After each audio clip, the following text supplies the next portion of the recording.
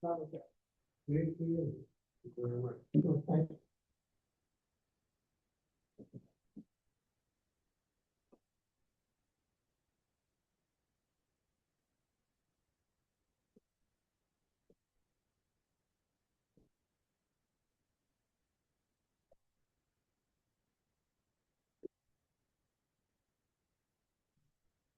Hello.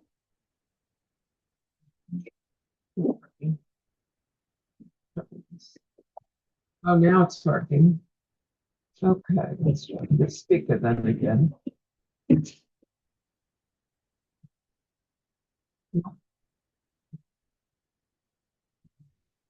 To that speaker.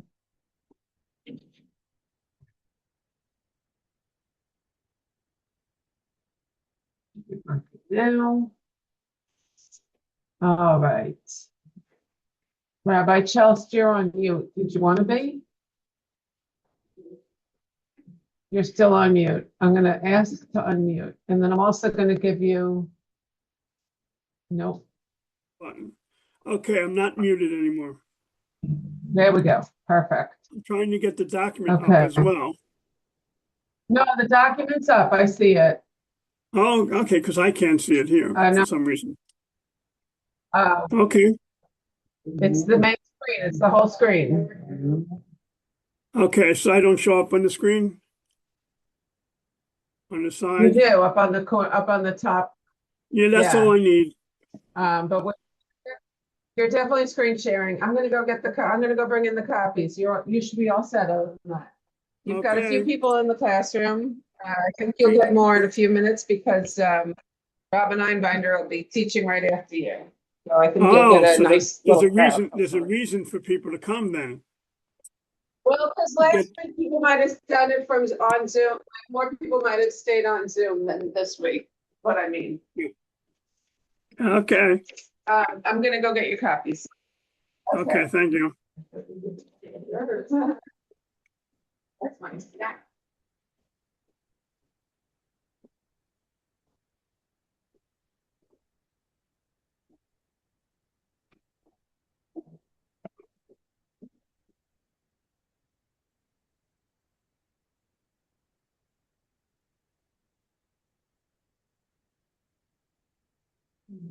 I have last week's copies in case anybody didn't get them. And I have this week's copies. Yes, we give to you. Yeah, I'll come over. Okay. Okay. That's for you. That's for you. And next week he's Next week in person. live. Right. Right, next week live from Boca Raton. Right. That's one of the things that one of my friends said when they say that, you know, that this show is taped live with an audience, the alternative, what would it be other than live? But okay.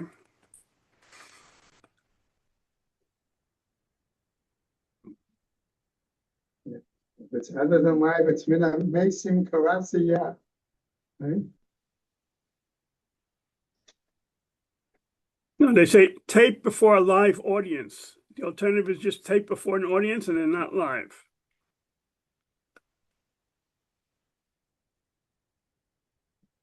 Okay.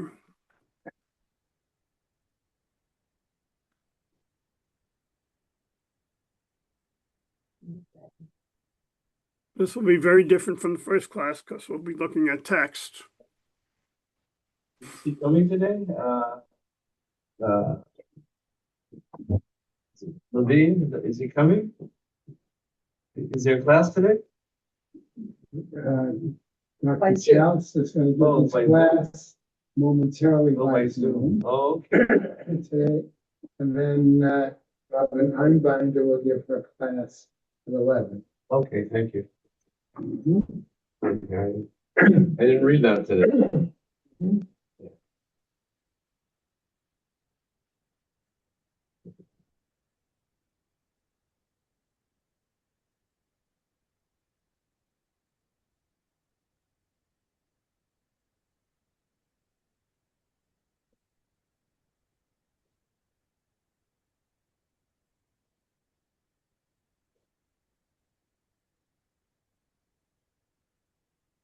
No idea why it says my screen sharing is paused. Resume. Okay, there it is.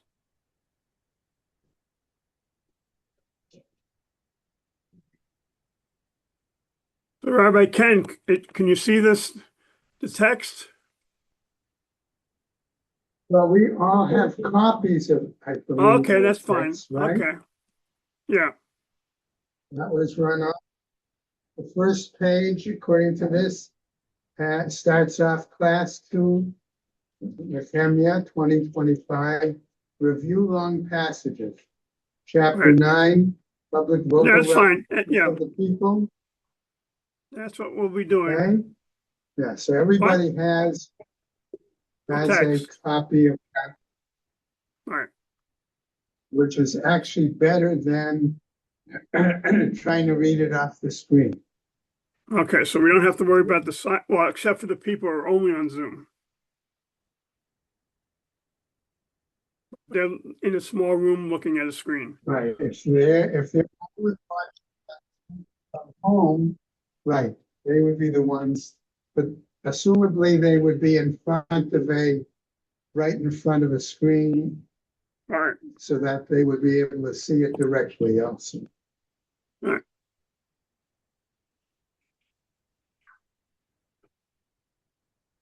Okay. Soon.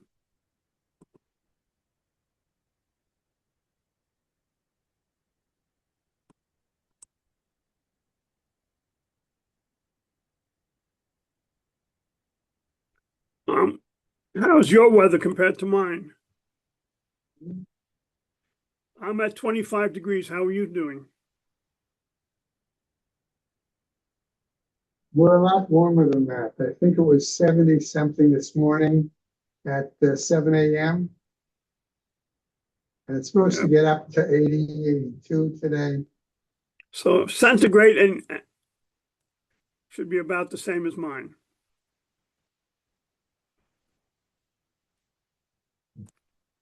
Okay.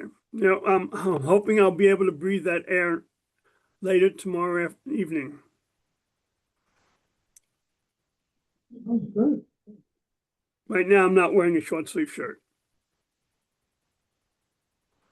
I would assume that's the case. Well, I'm in a But you're room. indoor- So actually, I'm in outer Uh-huh. space according to what I've set up as my background. Okay.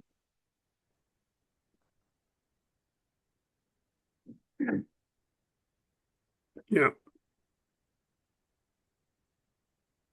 Okay, it's 10 o'clock. Okay. No, let me just get water.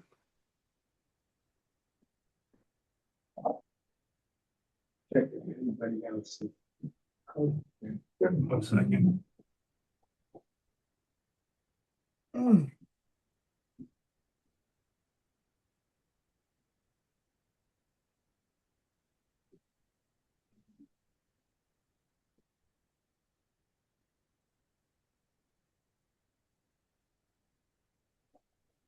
Okay. So last time I did all the talking. This time we'll be doing a lot more reading.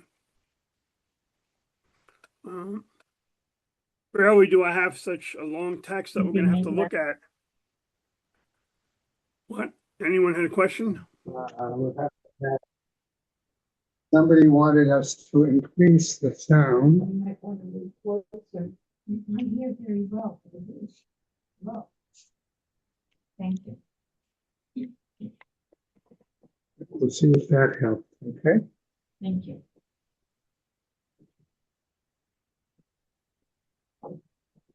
Right. All right, I could have just taken and probably in about 4 or 5 sentences summarize each of the chapters. But I decided it's important this time to at least read to see how they're being framed and what they're saying, what they're not saying. So we have 3 major things. One is a public repentance. So in the last discussion, there was Rosh Hashanah seemed to have been a major time that they got together. It was the first time they got together when they arrived. It was the time they got together here. And then they also celebrated Sukkot, which apparently they had not been doing. Right. We don't have an appreciation of what stopped, what people weren't doing, what they were doing. And then after Sukkot, on the 24th day of the month, which is just Isru Chag, they were assembled to fast. On Rosh Hashanah, they were ready to fast, and Ezra and Nehemiah had to tell them, no, Rosh Hashanah is not a day of fasting, and that's where we learn the halacha that you really shouldn't continue davening until the middle of the afternoon, so that people should be able to eat something before it gets too late. That's where we learn the halacha that in Rosh Hashanah, you should be eating a lunch and it shouldn't be too late. But this is now after that time period, and this is after Sukkot is over, and now they are in the process of repenting, but this is a public repentance. And part of the reason I'm reading the text is that we actually say that we use the words during davening. If you in Psukei de Zimra. Okay. So it starts out with framing the time period. It's the 24th day of the month. They were assembled with fasting, sackcloth, and earth upon them. And it claims they were separated from all foreigners. And they stood and confessed their sins and the iniquities of their fathers, which is a concept that we have, is that we can also do tshuva to some extent for our ancestors. That concept is debated when we, on Yom Kippur, and when we say Al Chet. Before we say Al Chet, there's a phrase that says that we have sinned, and also the question is, do we include our parents or not? I have a split minhag. My minhag is that any day other than Yom Kippur, I don't include my parents also. It's only on Yom Kippur that I include my parents. That's based on Rav Soloveitchik, that Yom Kippur is mechaper, not only for you, but also for your ancestors. Okay. So they're standing in place, and imagine this whole group, thousands, I assume, and they're reading the Torah, which is something relatively new. They're not necessarily aware of the Torah. It had been taken out by Ezra. Again, it's hard for us to imagine them not having Sifrei Torah. I guess they had nobody to fund the writing. And they start out with, stand up and bless the Lord. Kumu Baruch Hashem. Now, I made an effort to cut out all the words that were God's name, so you can, it's not going to be Shemos, you can get rid of it. From everlasting to Me'olam ad olam. Let's say, blessed be your glorious name. V'yvarach Hashem kvodcha umromim al kol bracha utila. So it's Baruch Shem Kavod Malchusol L'Olam V'Ed, which our tradition is that in the Beis Hamikdash, instead of saying Amen, they said Baruch Shem Kavod Malchusol. That was their natural response, and it's based on this statement in Nehemiah.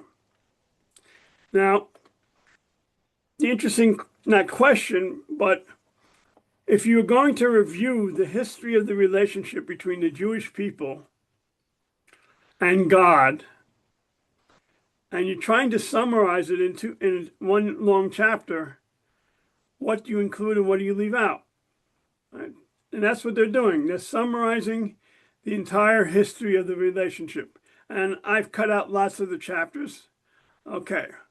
So who's willing to start with the reading so I don't have to do all the reading?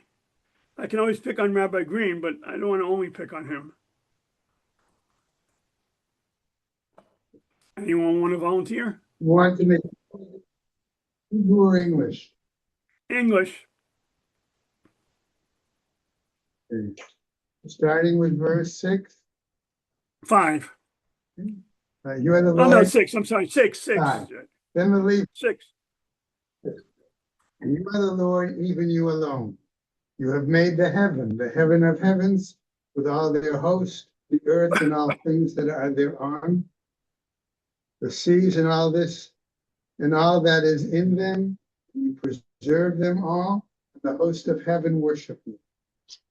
Okay, so You are the it Lord. starts out by giving, no, 1 second. It Sorry. starts out by giving a 1-sentence summary of creation. So it begins by first defining on some level what God is, and just a very simple statement, right? Baruch Hashem, I'm sorry. Atohu Hashem levadcha alone. Atah sisa es hashemayim shmei hashemayim. Right, you created the heavens. Comes at pasuk 7, verse 7. Rabbi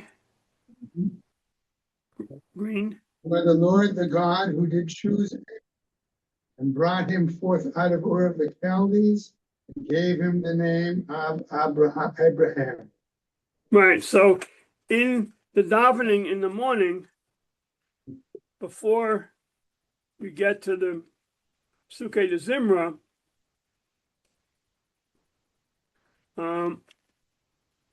it's one of the things that we say,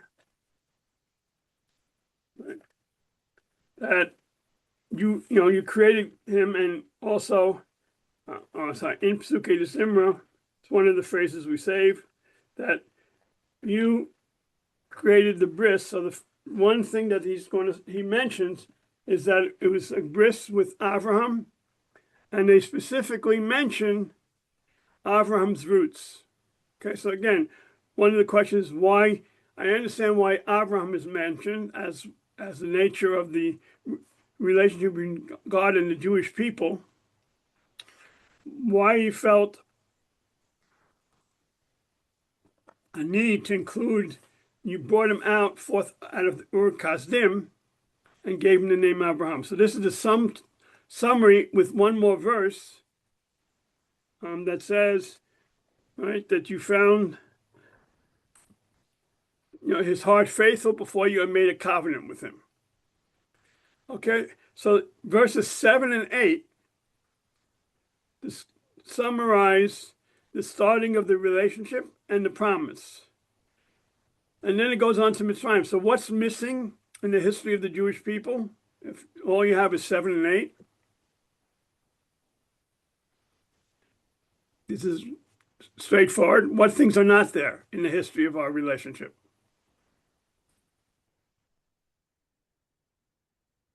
Moshe. Well, before Moshe, 12 tribes. what? 12 tribes. You said Well, the 12 tribes.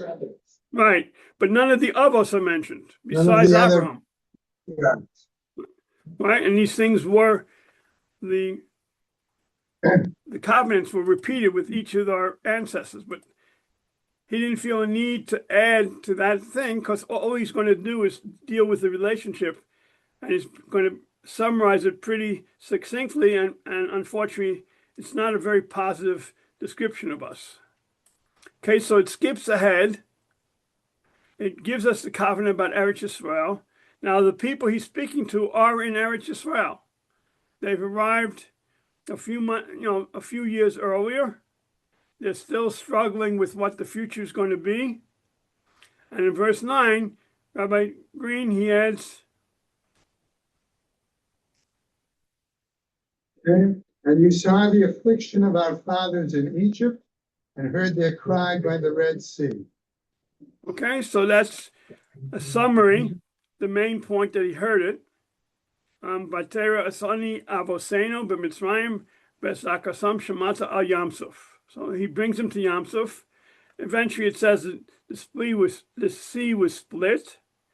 And then it jumps ahead to the more important things from this perspective of the future of the Jewish people. He jumps ahead to Har Sinai. What does he say about Har Sinai? Came down also upon Mount Sinai and spoke with them from heaven and gave them right ordinances and laws of truth, good statutes and commandments. All right, so, okay, the word right ordinances Mishpatim Yesharim. So he's giving a brief summary, and then he gives a few of the specifics. And the one that's mentioned, and the last class is going to be focusing on Shabbos, because it was apparently a major issue with regard to how they treated Shabbos. So one of the things he did on Har Sinai is made known to them your holy Shabbos, and command them statutes by the hand of Moses. So Shabbos is the first thing that he's mentioning.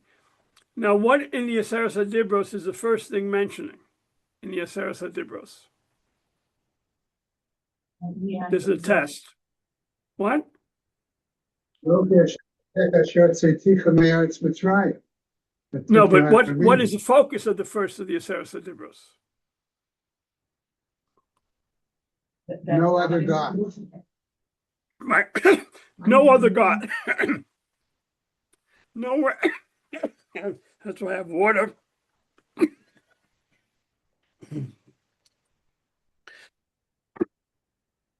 Guess it doesn't help.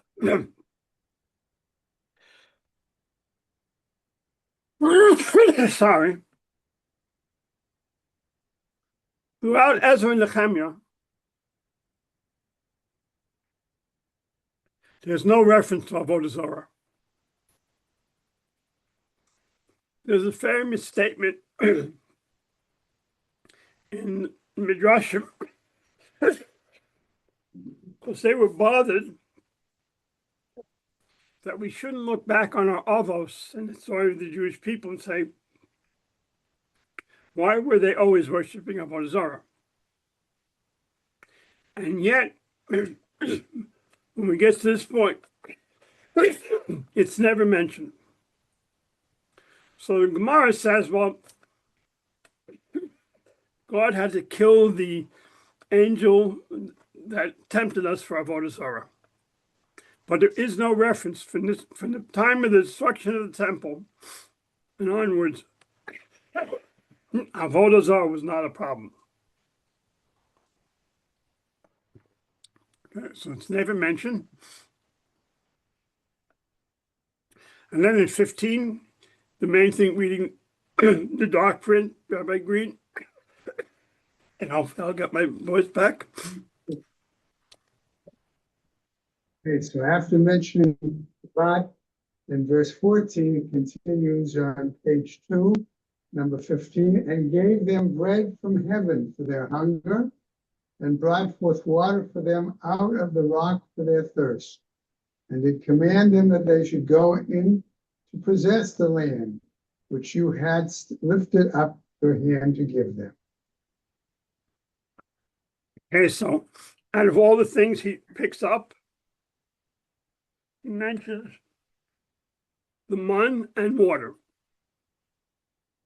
And that's the summary of the basics of what he provided.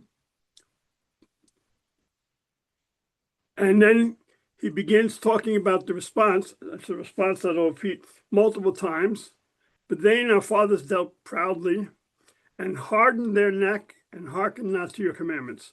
So this whole summary is going to be repeatedly talking about how we didn't keep his commandments. And it starts out with the most famous incident when they made the molten calf and said, this is your God that took you out of Egypt. And then the second thing, which is consolation, is verse 19, Rabbi Green. That you, in your manifold mercies, forsook them not in the wilderness. The pillar of cloud departed not from over them by day, to lead them in the way, neither the pillar of fire by night, to show them light and the way wherein they should go. So Hashem is leading them. He's engaged with them even after the Cheder Ego. And in verse 20, he says, what did God not do? You gave them also your good spirit to instruct them, and withheld not your manna from their mouth, and gave them water for thirst. So God did not withhold anything. As a result, the only thing that he threatened was that he would move out of the camp. And Moshe Rabbeinu got into a discussion with God about keeping his presence in the camp. And then they jump ahead to entering Eretz Yisrael. So, Rabbi Green? And they took This is fortified punishment for cities. asking me to speak, to teach. And they took fortified cities and the fat land, and possessed houses full of all good things, cisterns hewn out, vineyards and olive yards, and fruit trees in abundance. So they did eat and were filled, and became fat, and luxuriated in your great goodness. And continue. Nevertheless, They would and rebelled against you, and cast your law behind their back, and slew your prophets that did forewarn them, turned them back to you, and they wrought great provocations. okay, so that's going to be the main theme. That's of the whole thing. You're going to say what God does for us, and then how we responded. And then in 27, we're punished. You did deliver them into the hand of their adversaries who distressed them.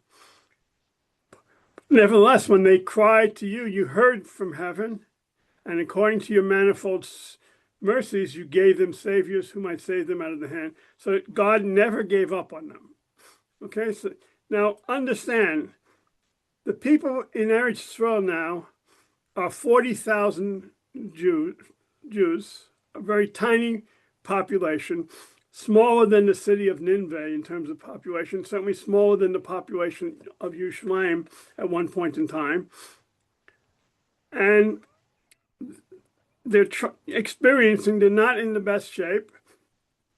They don't know what their relationship will be with God. They've barely built the base of Mikdash, which, as I said, would be smaller than the Grove. I mean, it would not have been a major base of Mikdash. It was so limited that half the people who saw it cried rather than rejoiced because it was so small. And then it goes on to say, again, you have not, I skip, as you can see, the numbers, I skip to 35. Neither turned they from their wicked works. No matter what God did, at the end, they again went back to sinning. And then, behold, we are servants this day. As for the land, you have to our fathers to eat fruit thereof. Behold, we are servants in it. And even what we get, and its yield, much increase, is going to the kings whom you have set over us because of our sins. They have power over our bodies and over our cattle at their pleasure, and we are in great distress. So that's the sum total of the history of Bnei Yisrael and God. God would do things for us, good things. We would sin.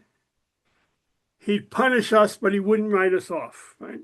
God is unbelievably patient compared to the way we behaved. Right? Now, the good news is that from this point on, as I said, there's no avodah zarah, but it's not exactly like we were tzaddikim gemurim at this point. So this is a summary. As I said, he doesn't mention anything about avodah zarah, and he doesn't go into too details. He doesn't talk in one place that I left out, and it says, and you killed your prophets.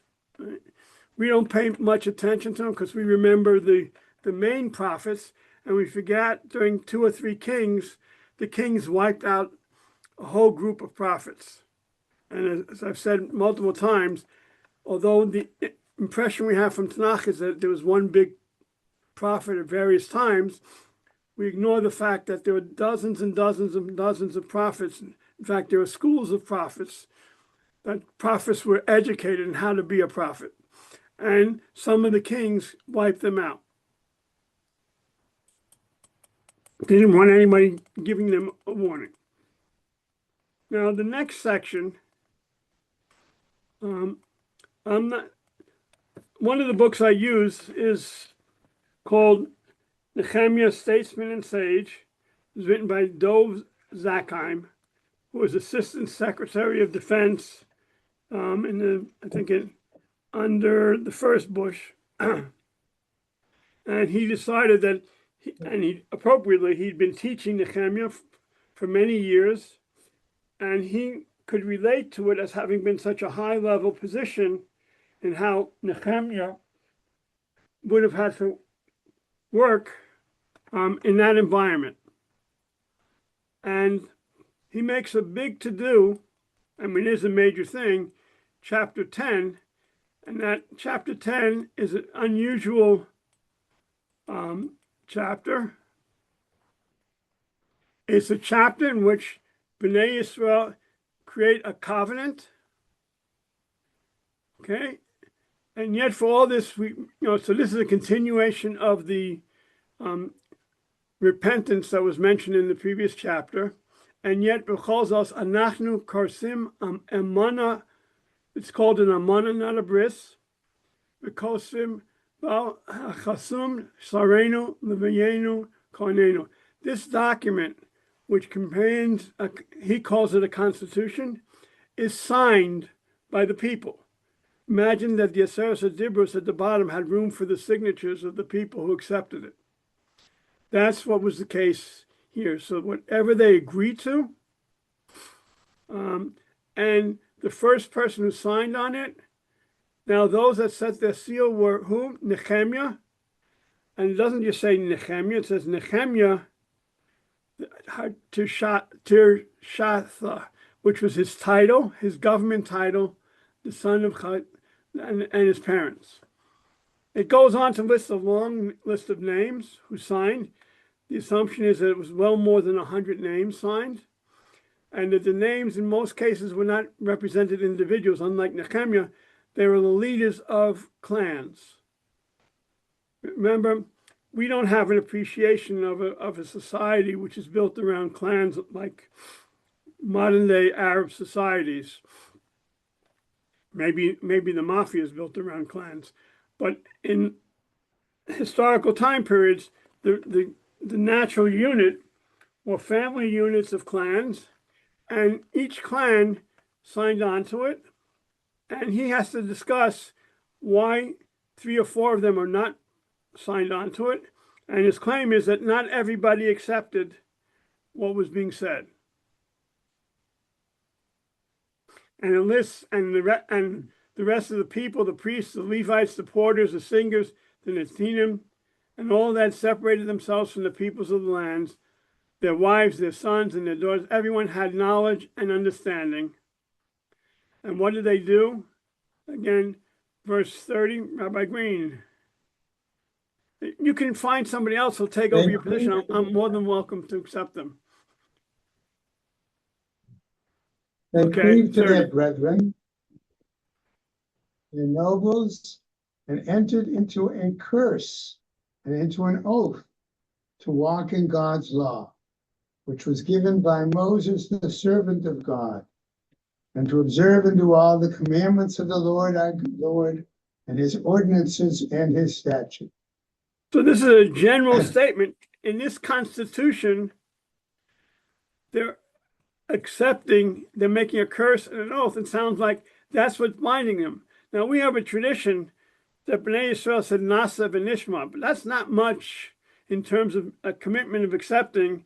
Everyone's shouting, or some shouting Nasa v'nishma. We have no idea who actually said these things. That's very different from having a written constitution with people's names signed explicitly.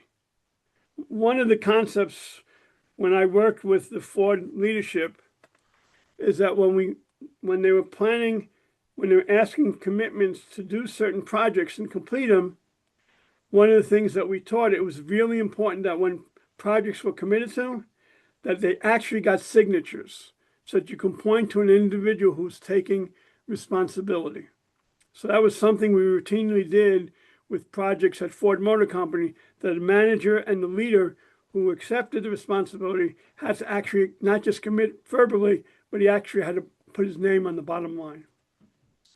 So this is an unusual constitution. And here, normally we don't allow an oath or a curse. We're not very popular. Yet we have a tradition you're allowed to make an oath if it will stimulate you to keep your commitment. So an oath to keep the Torah has value beyond just saying, yes, we will keep the Torah. It's more of a commitment than just saying, Naaseh v'nishma. I swear I will do it. Okay. Now 31, on the surface doesn't sound like it's much different than they would have said otherwise, but Zakkai makes a big to-do of verse 31. Okay. Rabbi Green. And that we would not give our daughters to the peoples of the land, nor take their daughters for our sons. So on the surface, what is he reiterating? He's reiterating what? A prohibition against intermarriage. Something that was said before. And yet he sees in this. What? What did you say? Chapter 9, number 8. Chapter 9, number 8. Chapter Oh yeah, I mean, 9, there's many times before it says they separated. He says that Nehemiah made an important change in what he was asking them to do. Unlike Ezra, Ezra asked the people to do what when it came to their intermarriage?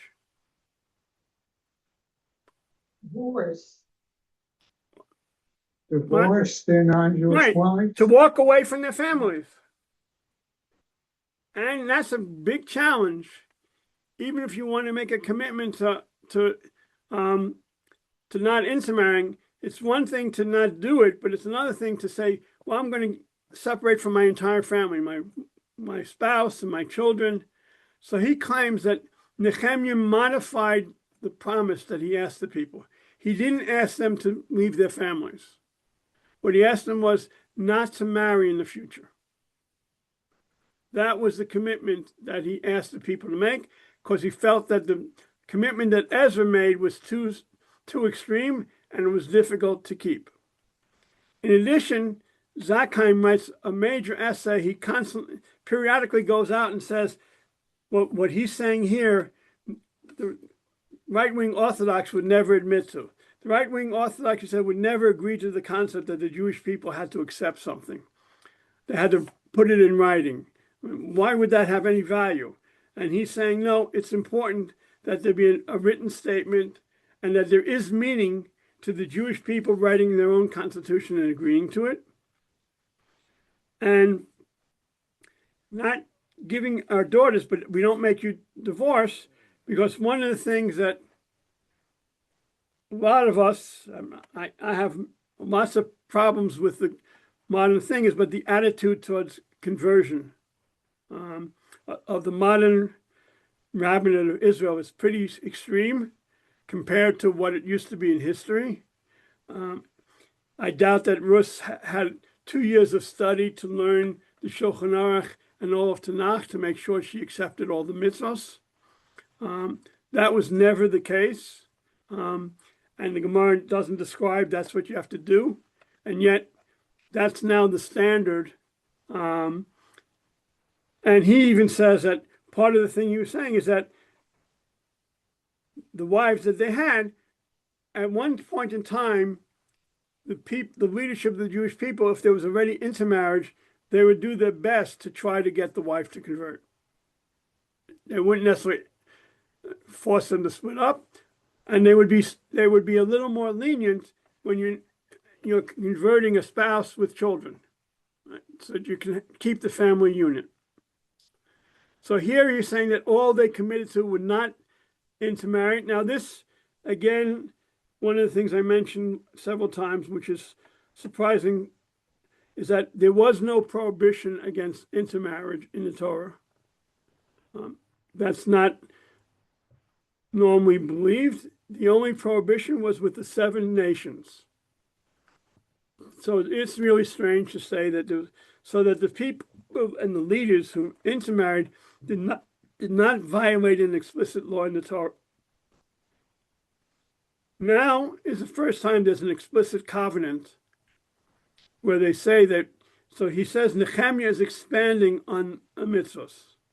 Here is one example of an expansion, that you won't intermarry with the peoples of the land. But he also says he's not willing to go as far as Ezra and saying you have to give up your wives and your children. I mean, one can't imagine if you looked at intermarriage, say, and you were reaching out to the Jewish spouse and family and said, and we encourage them to be more committed. No one would use a strategy that before you get more committed, you need to divorce your wife and give up your children. It's a much more sensible, reasonable approach is to try to reach out to the non-Jewish spouse and encourage that person to accept the Torah and accept it without going through all the details and making them know everything that they need to do. And right now, in one part of my family, we're dealing with that situation about how far we require one of the parents who's committed to being Jewish but is not fully, how much does that person have to learn in order to become convert? Now, the good news is that with a wife, it's a lot easier than with a man. The conversion process is a mikveh. There's a mikveh with rabbis certifying it and accepting the mitzvahs. And I standard is what Ruth said. And the requirement is to accept two things. One is to accept the mitzvahs. That would be the obvious one. The other thing that Rav Soloveitchik always stresses is that you accept the destiny of the Jewish people. That if you're going to become a Jew, you're going to be part of a history that's not always going to be most positive experience in your life, but you accept that fact that you're part of the destiny of the Jewish people.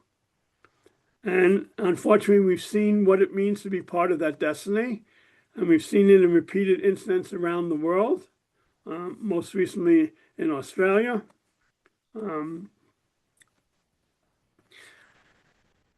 My wife, in reading about this case with Australia, she has a book that you can never, most yeshivas won't require reading, but it's called something called Hanukkah and Christmas or something like that.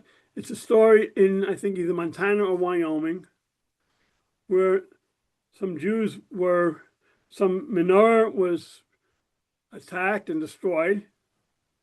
And what all the people in that community, all the non-Jews did, is they all put a menorah in their windows.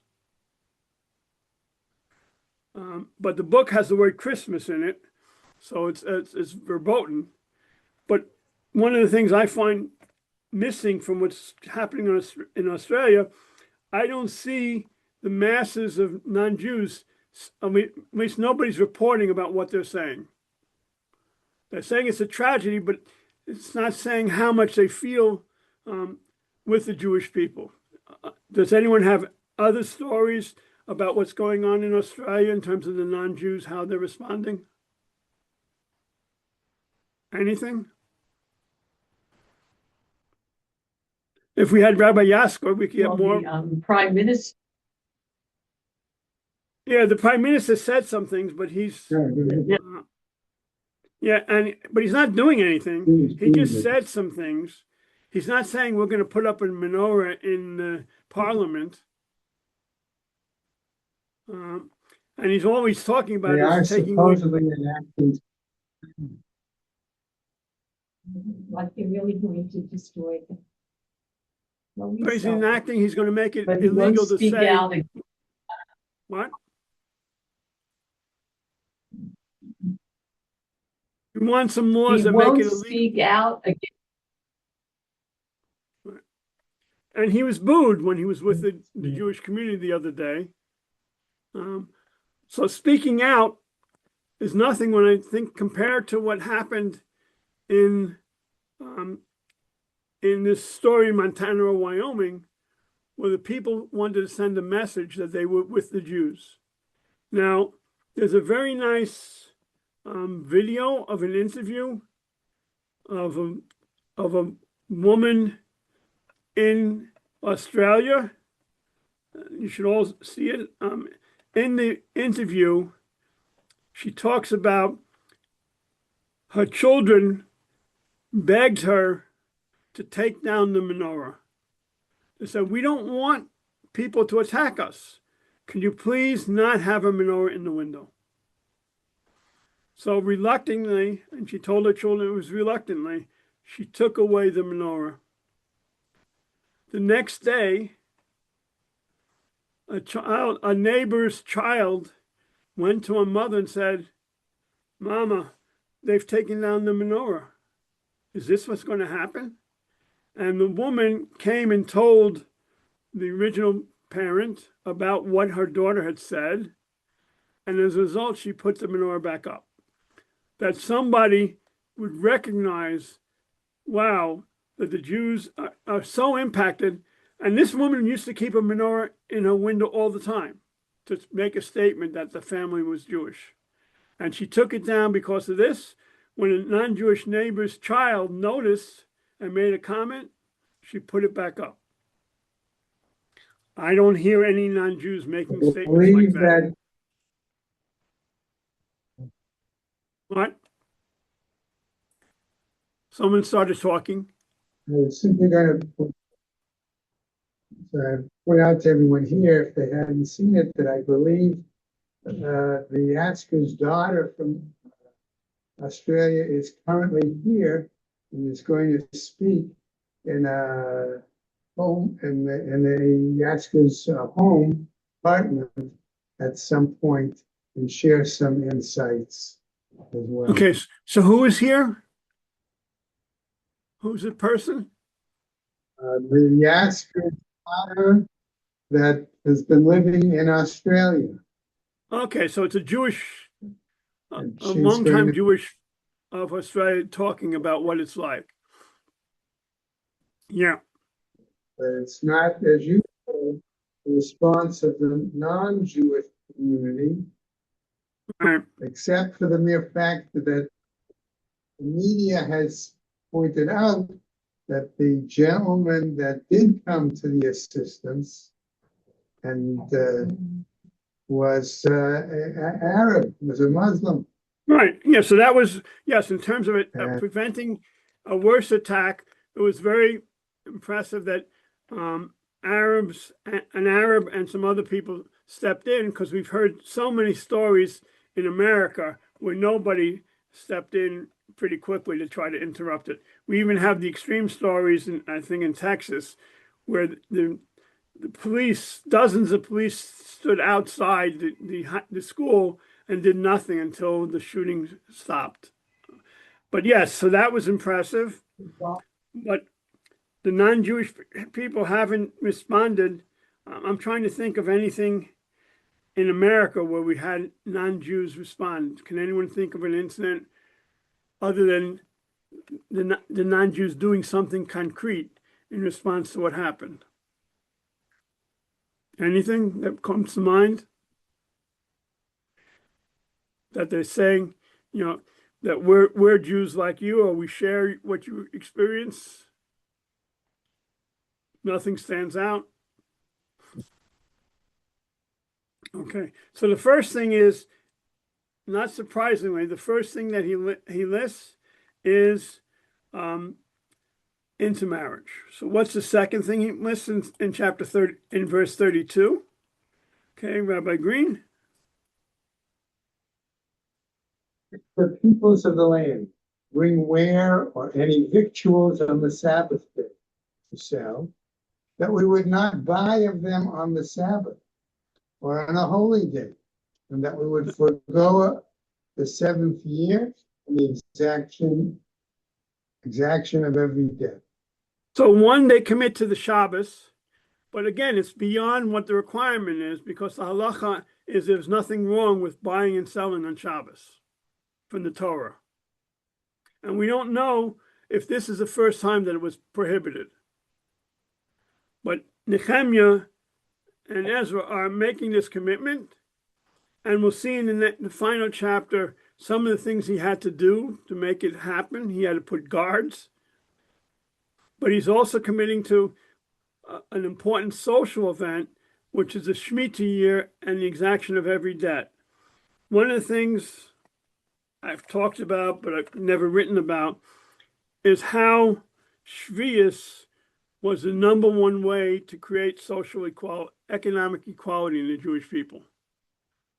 That the land went back to the original owner, that everybody in the Jewish community could take from anyone's property. And for 1 year, you weren't wealthy. You had all this property there, but it wasn't yours. That was an unusual element. There was only one problem with Shemitah and Yovel. All the data suggests during most of the periods of Jewish history, they didn't keep it.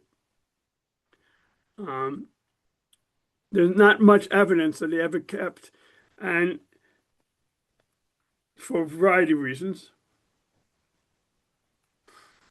And so the first things is that he's expanded Shabbos, and he's encouraging them to keep the issue about the seventh year, and also Shemitah includes canceling all debts.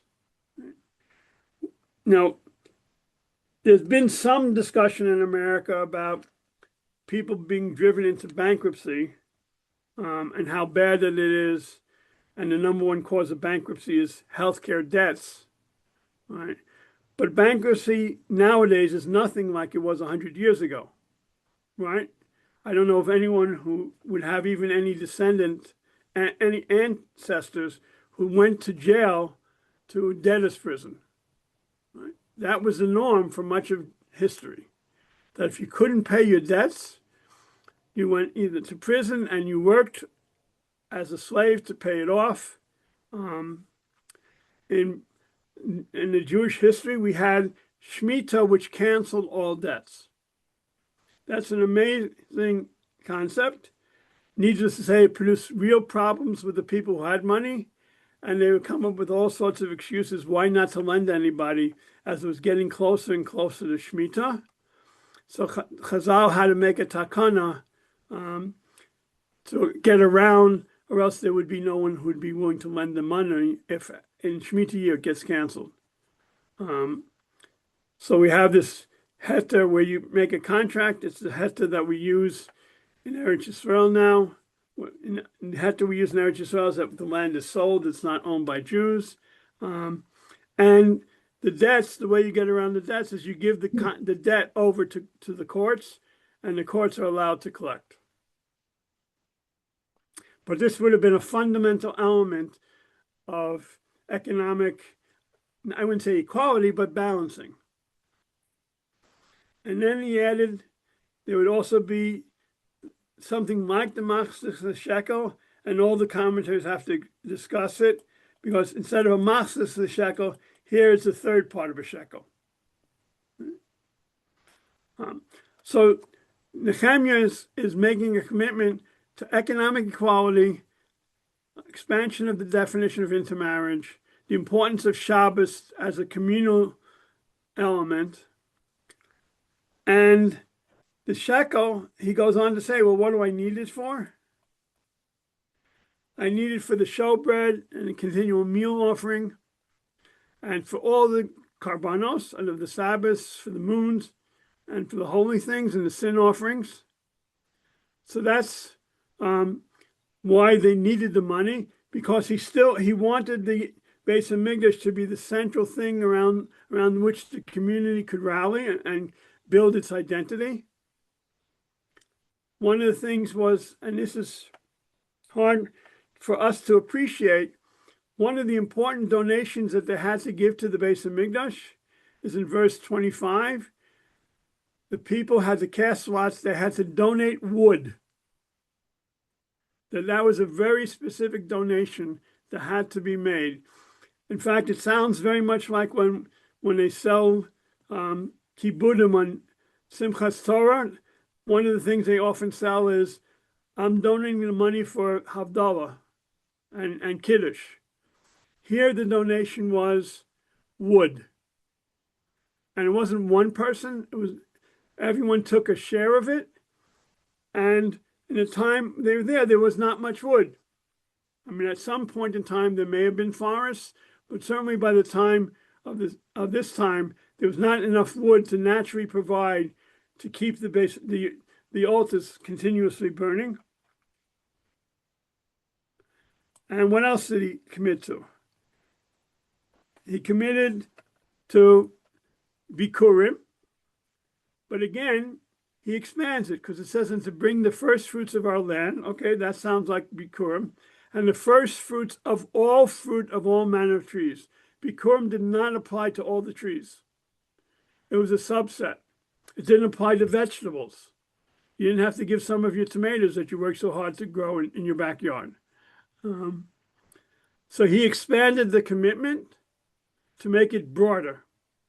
And then they had to reiterate the mitzvahs of Bechor, the firstborn person, and also the Bechor for the animals.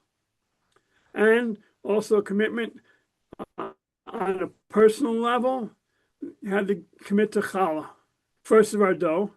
Now, the one thing that he fundamentally changed, and I guess this is where I'll end to give the next round time, is the way it used to be.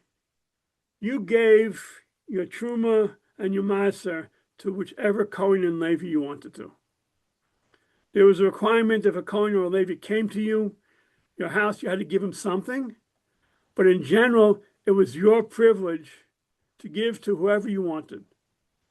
My perspective was a way to force relationships, that they didn't just get the money. But Nehemiah was concerned about this whole issue of having to have priests, and there wasn't a large priesthood, to go around the country to begging, so to speak, and going from land to land. So he created this new rule in verse 39 that the maaser and the truma would be brought to the Beis HaMikdash, and it would be distributed in the Beis HaMikdash. This was a radical change. So there was no personal one-on-one.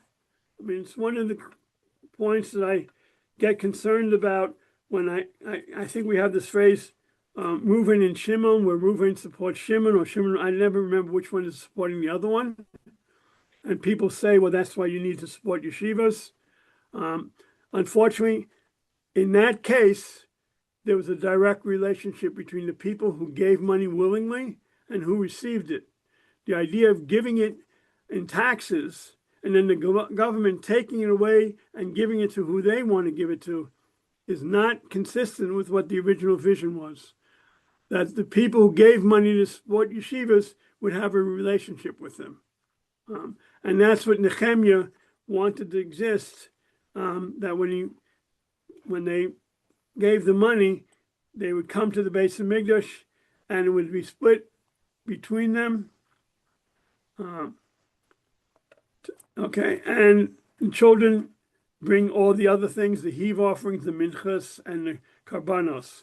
So this summarizes 2 of the 3 chapters. Again, a long presentation about how they were publicly repenting, giving the history of the Jewish people and the relationship between the Jews and God as a motivating factor for the history of the Jewish people, and why we have to, and that God has been repeatedly forgiving. And then Nehemiah decides he needs to create a more structure. First and foremost, he has to limit future intermarriage. Then he has to deal with an infrastructure that produces a more balanced economy. And then he has to provide a steady stream of money to support the Beis HaMikdash, the Leviim, and the Kohanim. So in order to create a community, these are the things that Nehemiah instituted, but he forced the Jewish people of that time to swear that they would keep these things. And as Rabbi, Dov Zakheim makes the point, he elaborates on why these were so fundamental to building up the structure of a community with the Levites and the Kohanim supported by the community. Any perspectives on what you're taking away from this class so far? Observations? Don't all speak at once.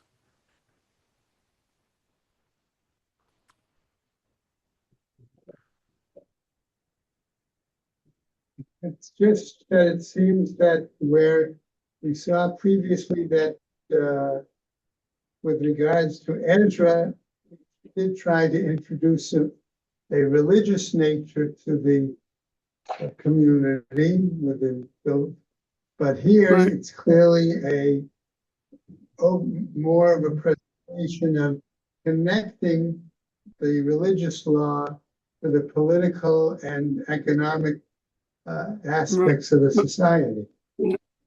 Ezra's main contribution was reading the Torah. That's his main contribution. He talked about intermarriage, but he was not very successful. But Ezra's main purpose was he's called Ezra HaSofer. Ezra's main purpose was teaching. It wasn't forcing people and trying to stop intermarriage. But he didn't seem to address anything else, and he certainly didn't address, as was just stated, and Nehemiah focused on also the political structure and the masses of people, because as I said, Nehemiah's first thing that he did was deal with financial imbalance when the people came and complained that they were being enslaved by their brethren because they had all these debts. So yes, Nehemiah seems to be doing much more, and yet Ezra gets a lot more credit in Talmudic history than Nehemiah. I would say the vast majority of you knew almost nothing about Nehemiah or what he had done. Other than that, there was a book that they barely named after him, Nehemiah. It's not clear how the name stood out. Chazal say they didn't really want to name a book after him. We'll see the strange thing that he says, which is not so radical, that they took as an insult, and therefore they would have preferred that Nehemiah not even have his name on a book. But here you have a lay leader, who's committed to, it's almost like imagining the people who set up the Young Israel movement, right? The people who saved a large portion of the modern Jewish community were the lay leadership that created the Young Israel movement. There were rabbis who participated, but it was driven by lay leaders. And that's what was happening here in the time of Nehemiah.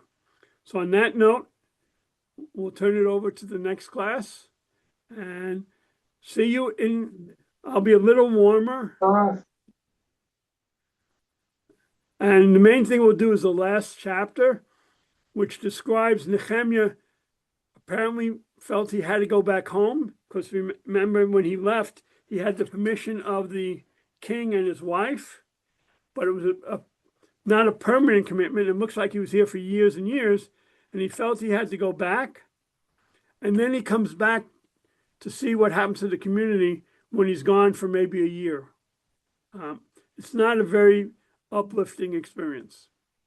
Okay, we'll see you next week, and we'll do the final chapter in Nehemiah and close the books on Ezra and Nehemiah and the last book in Tanakh. Yashkov, thank you. Okay, thank you for coming. Very good, thank you.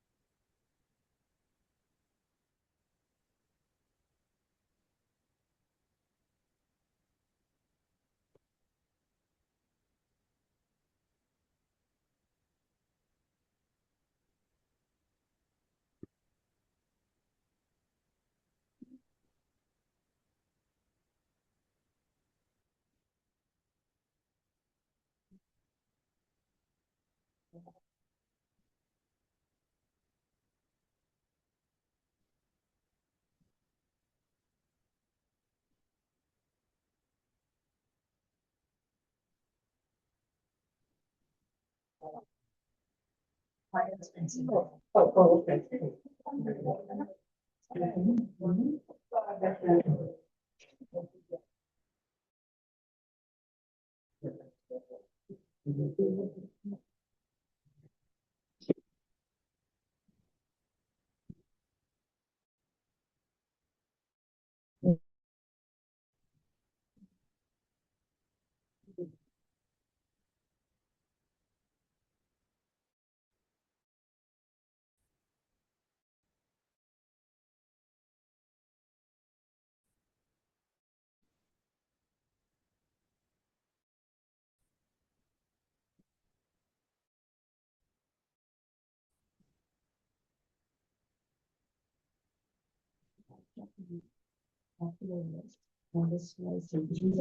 That's it.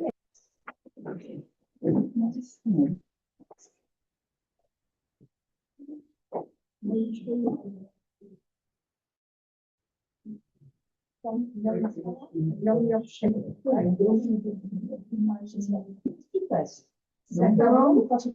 Yeah. That's all. Just a shy kid.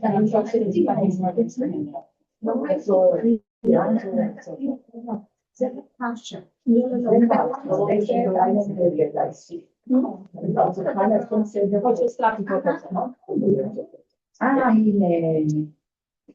Oh.